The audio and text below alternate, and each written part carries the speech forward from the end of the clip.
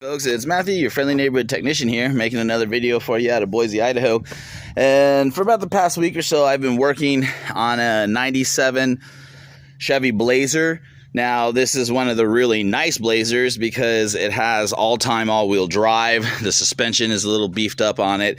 They made so many of these Blazers all-time all-wheel drive from the factory. And so it's got the larger brakes and all that other good stuff on it.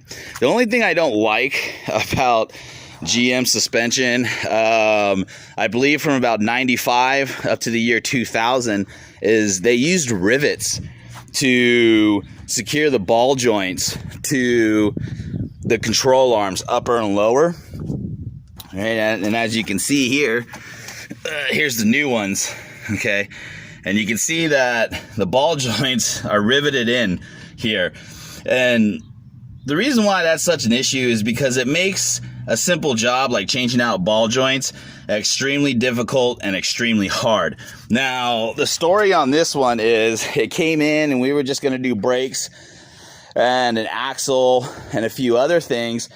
And so when we started taking the front suspension apart, pretty much everything just fell out, literally. Ball joints had been sheared in half inside of here. And I've seen this once or twice before. The way Chevy set this up is, to a certain extent, it's almost darn near impossible to get in there and get a good look at that ball joint. And so you can see here, here's the boot. Okay, and that's about all you can see on the ball joint is whether or not the boot has been cracked or if it's been leaking and all that other stuff. Also, with the way it's set up, you can't necessarily grab the tire and wiggle it back and forth because it's all sealed and contained in here, basically. So it's not the first time that I've worked on one of these Blazers and I've taken a wheel hub off or something like that, and next thing I know, the ball joint, as I'm removing the wheel hub, just literally because it's been sheared off in here, but because of the way this is secured, you would have never known unless you actually pull this off. And then what happens is when you pull off the hub, it literally everything just falls out and you're just left looking at it going, oh, I need new ball joints. Now, it is not worth it. I have definitely proven it is not worth it on this vehicle, on the Blazer, to buy separate ball joints and attempt to save your control arm, because these are steel rivets, and like I said, they're pretty much impossible to get out. About the only choice you have to get them out is to grind the rivet head off, and then once you have the rivet heads grinded off, go ahead and take a drill and drill out the center of the rivet all the way through until you can take a hammer and punch the rivet out. I tried to cut the rivets out on the original one, and in the end, it just ended up being way too time consuming. So what we ended up doing was we opted to go back and just buy control arms that have the ball joints already installed. And one of the benefits of buying the control arms with the ball joints already installed is you also get new control arm bushings, you get new ball joints, and so you're good to go. So as you can see, I've replaced upper and lower control arms on this, steering links, sway bar links, and when I say steering links, I mean inner and outer tie rod ends. So sway bar links are brand new, because again, all this stuff was rotten in here, and so when I took this apart, it actually didn't come apart, it broke apart. And so I had to do some grinding and drilling and getting stuff out and all that other good stuff. But yeah, new sway bar links, steering links, inner and outer tie rod ends, upper and lower control arms with ball joints and bushings, and then also new shocks, new axle, and new brakes all the way around. Now, one of the things, a few tips and pointers I'd like to show you, and we'll go ahead and look at it on this side over here, because I'm finishing this up, is a few things here. So, as you can see right now, I've got all of this, it's just loose, it's just sitting, it's just hanging, okay? One of the reasons why I wanted to try to cut the original ball joints out is because you have your torsion bars. All right, and in order to get that lower control arm down and out, you have to remove your torsion bars. Now, I don't know how some of you other mechanics feel, but I absolutely hate messing with and working with torsion bars. Why? Because they freak me out, man. Torsion bars can be dangerous if you don't know how to handle them correctly, if you don't know how to take them down and out correctly. The way torsion bars are forged, created, and made, okay, they're made to twist, all right? And torsion bars is where you get your height control on your vehicle. And I haven't been in shop when it happened. It was actually my day off, but it is not necessarily uncommon for these, as you're taking them apart, to splinter, or grenade as we call it. And they splinter is what they do, and they just kind of explode and come out in pieces and stuff like that. So they always kind of freak me out, but sometimes you just have to do that. And so if you're messing with your torsion bar, what you need to do is you need to go back here and you need to take your bolt loose, okay?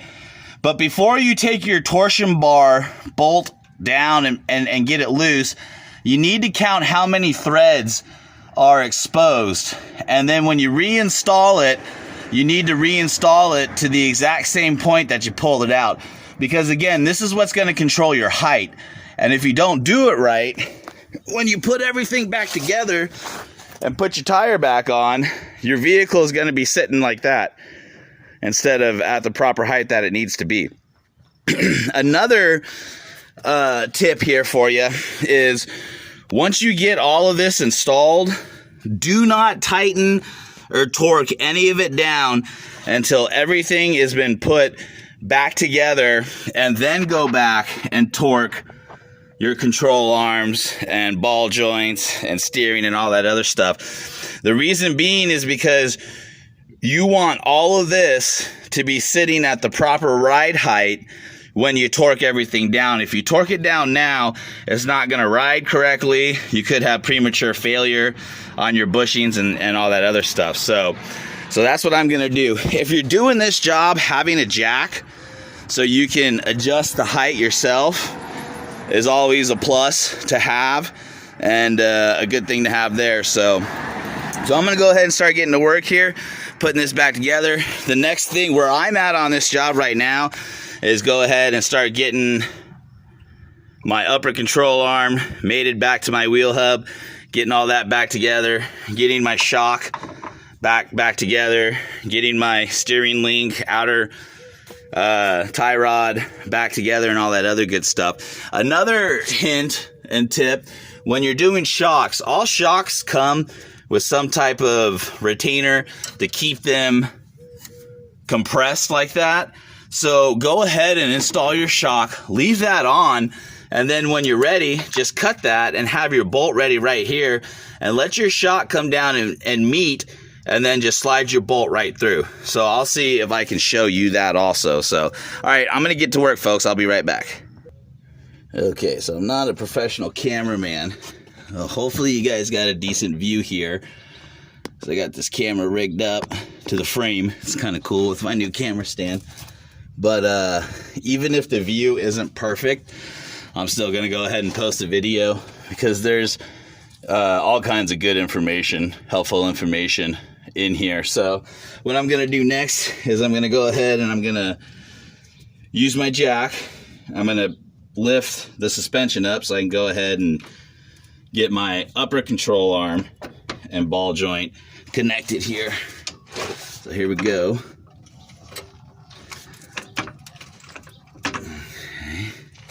So I've got that. So at this point, this bottom assembly is lifted as high as it's going to go. So now, that's what we need to do. Now, you may have to adjust this a little bit, and it can be hard. So you may want to go just get a little hammer or something so you can move this ball joint. So that's what I'm going to go do. I'm going to go grab a hammer real quick, and I'll show you. All right. I want to bring this out just a little bit.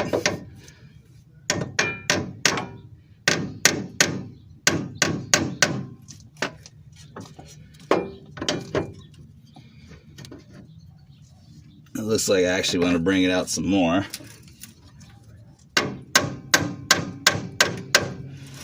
That's also another way you can tell if a ball joint is good or bad. A bad ball joint flops around. A good ball joint is hard to get back together. Come on. There we go. Oh, I think my head hit the camera.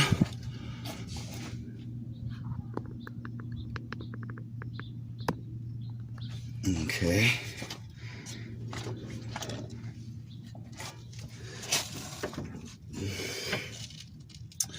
Now what we're gonna do, get our nut.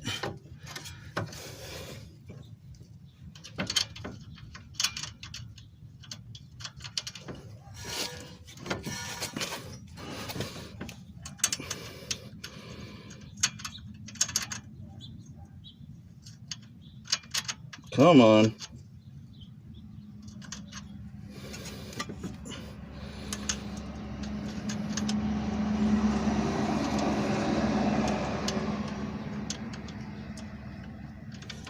Sometimes it's a matter of holding your tongue in the right position.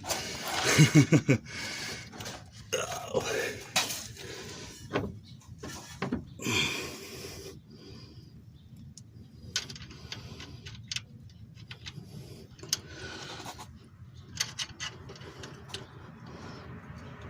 Come on.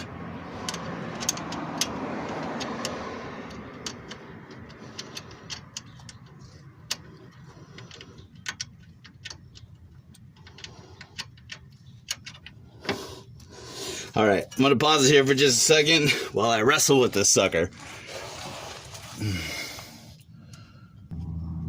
Okay, so loosening my torsion bar up just a little bit more. Remember, that's what controls the ride height. Is what is now allowing me to get in here with this.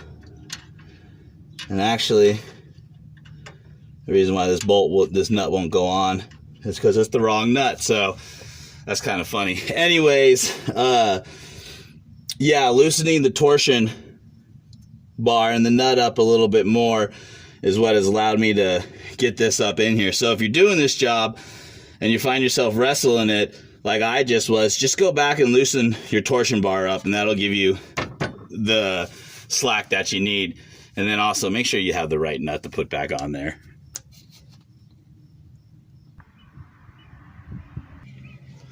Okay, so once you've kind of gotten this back together, you can go ahead and tighten up the ball joints.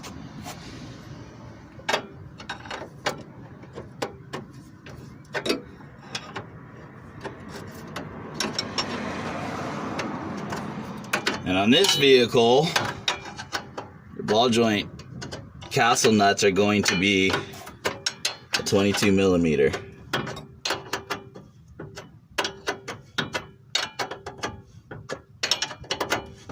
And it's all right to use your castle nut while you're tightening it up. Just kind of suck that down. That's not going to hurt anything.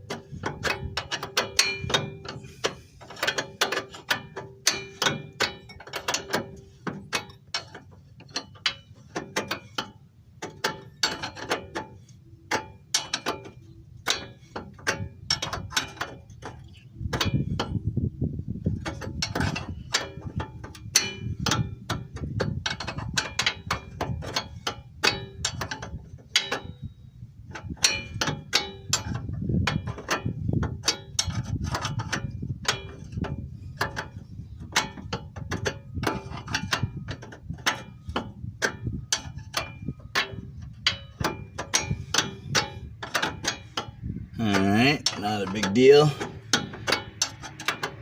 Make sure you check torque specs and everything for all this stuff. So, one thing about using a torque wrench, okay, you're not supposed to use your torque wrench to tighten stuff down, you know, like I am now.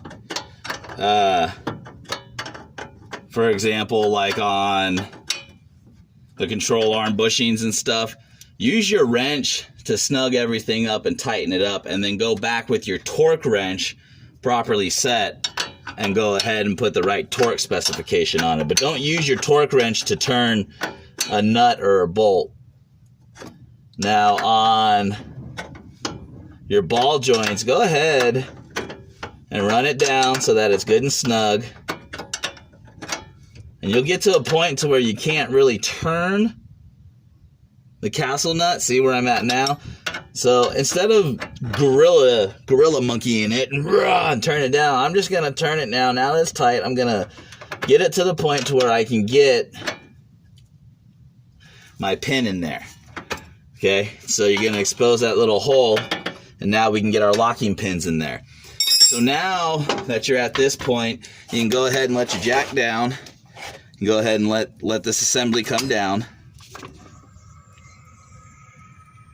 Okay, and so where it's at now is going to be considered, this will be the riding position. All right, and so now you can go ahead, and your next step will be to tighten your torsion bar back up. So I'll show you that here in a minute.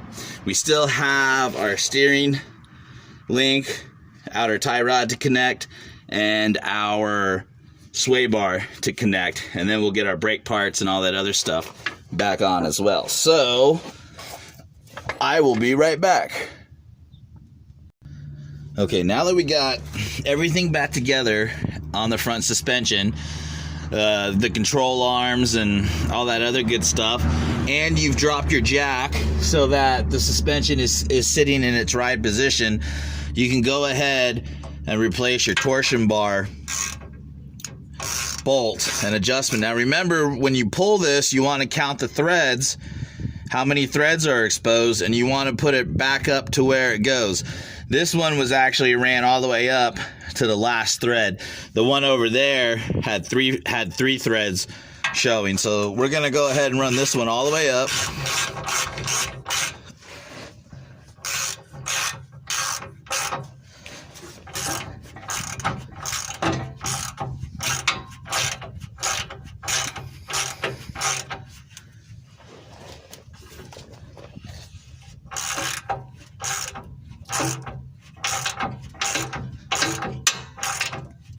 Don't worry about any creaks or cracks or noises. You'll be all right.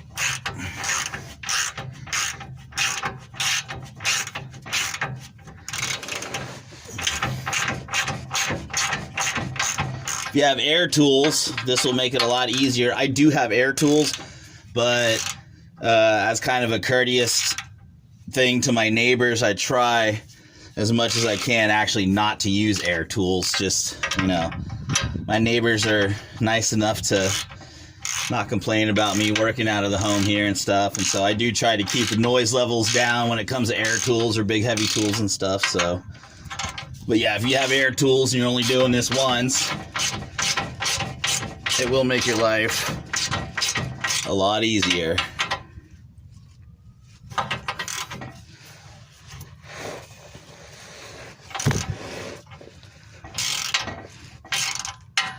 Almost.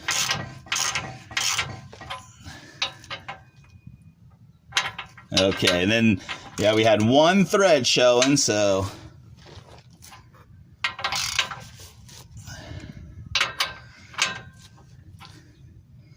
I think we're there. Perfect. All right, so now with that torsion bar being set, our ride height should be good. This, yep, you should not be able to move this around anymore. So we're good there. So now our next step is going to be our shock. And so what we're going to do is we are going to cut this, let this come down, and we're going to catch it with our bolt. So I'll show you that here in just a second. All right. So we're just gonna work right here. I'm gonna get our bolt ready. Okay, and just so I have the room to work in here, I have waited to connect my steering link here. So have your bolt ready.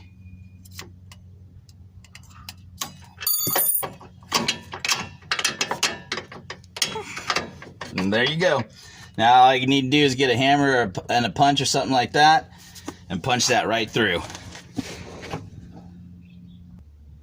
All right, so now that you see that little trick and you got your bolt set, just take a punch and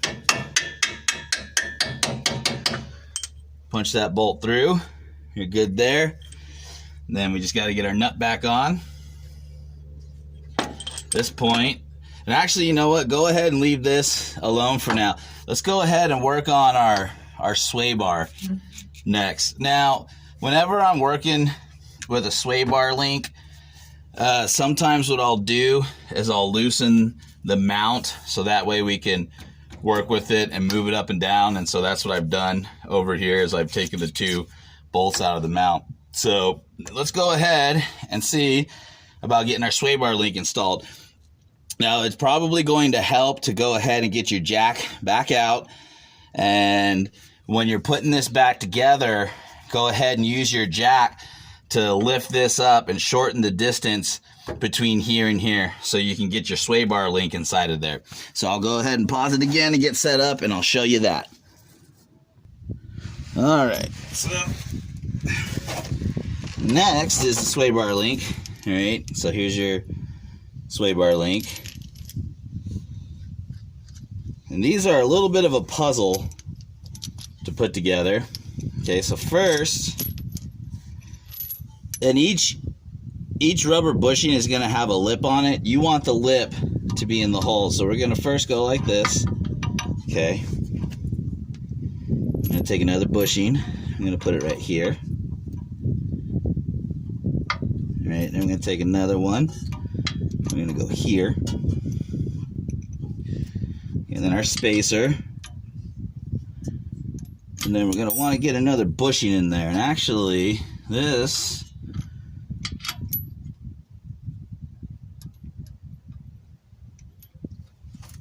may want to, on this one, we actually may want to pry bar it down a little bit. See, I've got a hammer here that could work.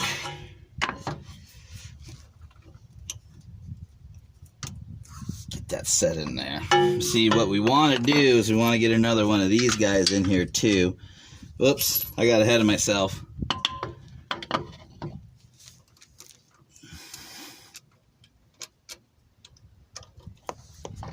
I'm gonna get one of these in there first. Okay.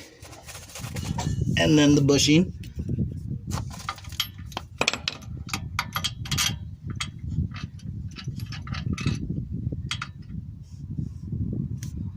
And I don't mind struggling in front of you guys a little bit. I've been doing this 20 years, and in a way, I hope it makes you feel better that even the best of us sometimes have to struggle with this stuff.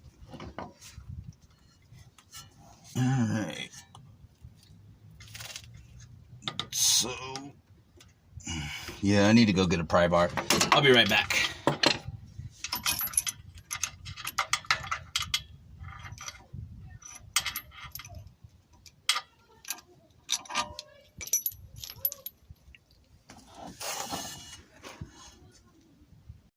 Okay, now that I got that back together, now remember, you're going to go metal plate, rubber bushing, metal plate, spacer, metal plate, rubber bushing,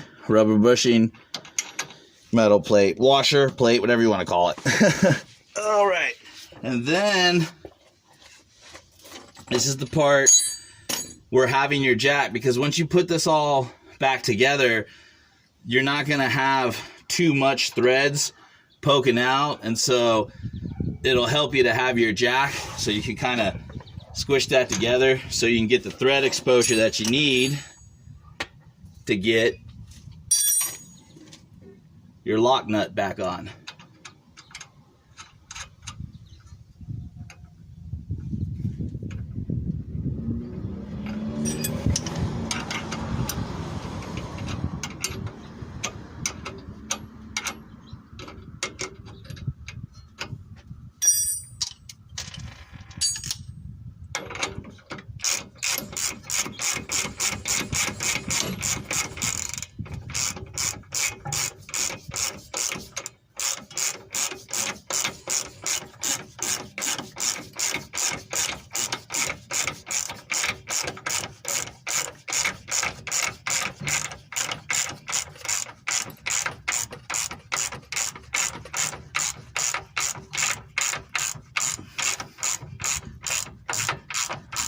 And then go ahead and tighten it down until it's good and snug.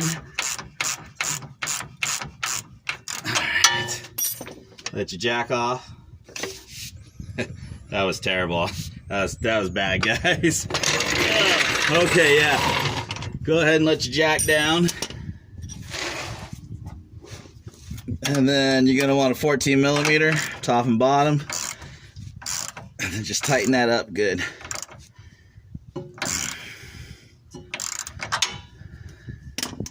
And there you go, folks. Your sway bar is now in.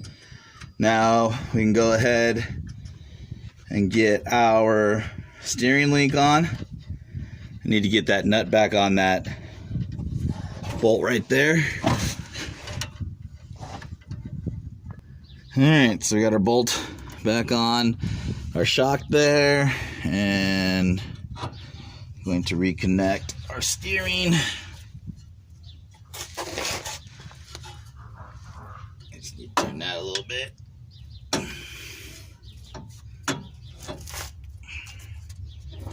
Doesn't hurt to tap this in a little bit.